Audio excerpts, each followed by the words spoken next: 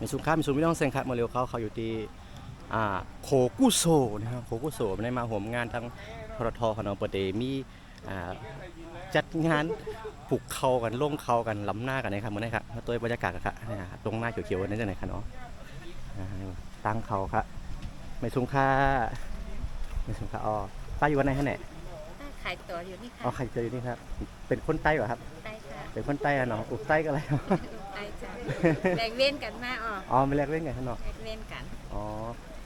กันไหนในคนใต้หนำฮะเนาะนั่นใต้กับหลายเผ่าอยู่จ้อมกันค่ะอ๋อใครจ้อมกันนะครับเมื่อไหร่ก็เดี๋ยวมาย้อนลงหลำหน้าจ้อมเปิ้นนั้นได้ค่ะยินดีค่ะตีน้ำอ๋อค่ะแล้วก็อุบจอมปลาบนยอดขนมนี่ค่ะโคกุโซสะพานบุญนะเนาะบ้านแพมบกนะครับขอตัวจังไรกันนะครับโคกุโซนี่ก็แต่ง่ายๆตั้งที่อำเภอเมืองก็จะเป็นว่าสะพานชุดท้องปีค่ะง่ายๆกันค่ะเนาะตอนนี้ก็มีจุดถ่ายรูปเข้มๆเป็นหมาโฮเซลนะจ๊ะตัวเขาตัวบรรยากาศทั้งหลังโอ้โหสดชื่นเนี่ยครับสดชื่นมากเลยพี่น้องที่อะไรมาเลเมืองปลายก็อย่าลืมมาเลที่แพมบกสะพานโคกุโซนะจ๊ะเนาะโคกุโซนะครับแปลภาษาไทยก็โคก็สะพานนะครับกุโซก็แปลว่าบุญสะพานบุญนะครับประมาณนั้นนะครับสะพานบุญก็เป็นโคกุโซนะครับโอ้ใช่ไหมครับสวัสดีครับเอ้ยหายน้อยเมื่อไหร่ก็มาจอมนั่งลูกพี่จอมเนี่ยครับในก็ลูกพี่ชาแนลเนี่ยไม่สงค่าเนี่ยไม่ได้แต่งตัวทางดีมาเต็มพร้อมล้ำหน้าครับพร้อมเลยค่ะเมื่อไหร่เดี๋ยวก่อนแค่ปิดมาจอมซ้อมน้าซ้อมน้าพร้อมซ้อมน้านี่ครับพร้อมซ้อมน้าเดี๋ยวหาปูหาปลาจอมเนี่ยก็หาปลาเย็นจอมเอาหาปลาเย็นว่ะชุดนี้ไม่เหมาะกับดำนาเลยเนี่ยเดี๋ยวล้ำหน้ากันเลยแค่นั้นเนาะ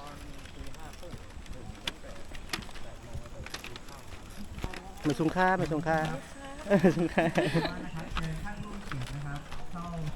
โอ้บรรยากาศเป็นเข้มนะครับตัวใหญ่ด้วยหน้าเขาบนมีเขาสีของแน่นอนมันจะเขาอยู่เราจะเข้าอย่างไรเขาไลบรีเขาไลบรีไหนอ๋อเขาต้นของนั้นเขาไลบรีหน่อยเขากำเขากำมือไหนมันแย่มันเป็นผูกชอบมันเขียวๆนี่ก็แค่ไม่กะเนาะเขากำเหมือนในก็มาจำททด้วยน้องแปงหน่อยค่ะเนาะทีมงานททค่ะททไม่ห้องสอนนะครับบรรยากาศแค่มาน้องหน้าเป็นก็โอ้โหมีปูมีป๋านำนะครับวันจัดงานกับพุ่นกับประเด็จมีการเปิดงานเปิดพิธีเนี่ยครับขออนุญาตเรียนเชิญแขกผู้มีเกียรติทุกท่านนะคะอย่างตรงนี้เหมือนจ้องเลยไว้นะคะที่ไม่สองโซนนะคะบริเวณทางด้านนี้กับบริเวณด้านใต้ศาลาขุนวัดนะคะนี่ครับโผล่มันก็จะเป็นพืชไม่สร้างไม่ไผ่ไว้ที่ไหนครับเนาะตั้งแต่มียาวกว่าทั้งพูดเนี่ยเลยครับบนยาวแต่ว่าเขาเดี๋ยวรวมพิธีเป็นก่อนนะเขาเดี๋ยวเขารวมพิธีเป็นก่อนครับก็เดี๋ยวมีพิธีเปิดกันในร่องภูว่าเมืองเมียงซ้อนเดี๋ยวมาเปิดสางภายใน5 นาทีได้ไหมคะการสนับสนุนและขอต้อนรับแขกผู้มีเกียรติเที่ยวเกษตรเชิงสร้างสรรค์โดยเป้าหมายนะครับเพื่อให้ชุมชนสามารถบริหาร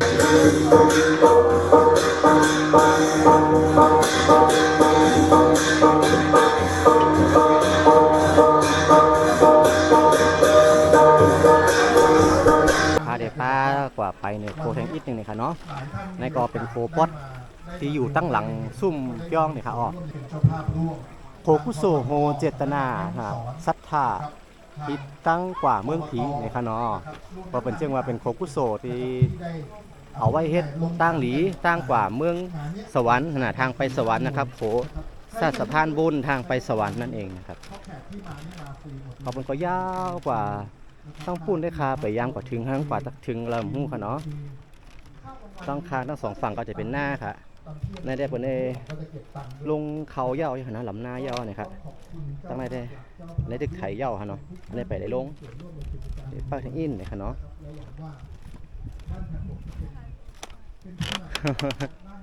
ไม่สูงเขาอ้อ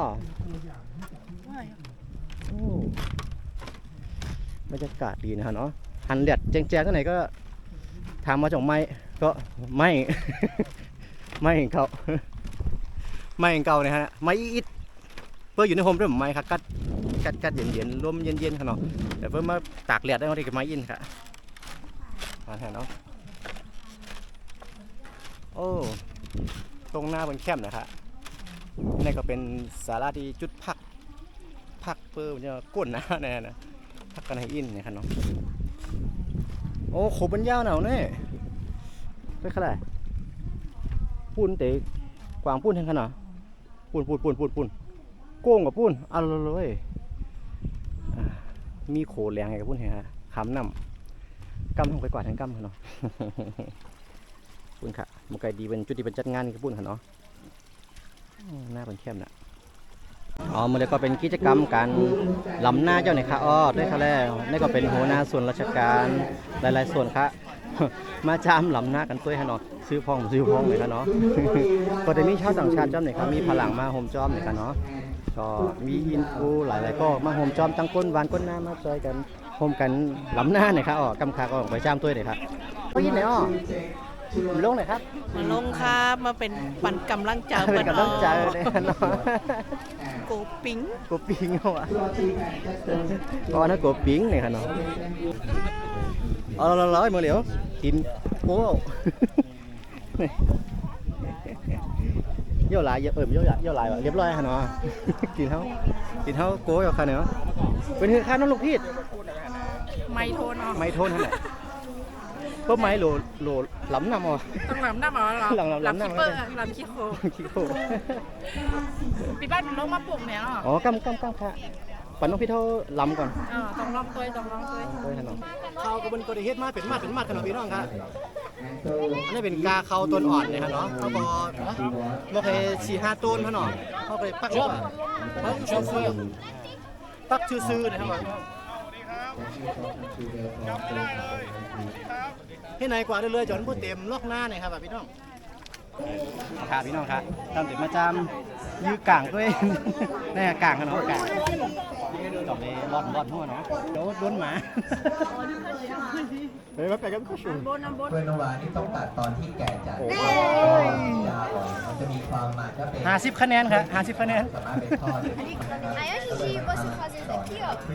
você mira. ไม่กว่านะครับ Aí você já faz ก็ daqui จะบอกว่ามีความเชื่ออีกอย่าง Aí tem que fazer com bastante coisa. โอ้ยอันนี้ก็เหลือสี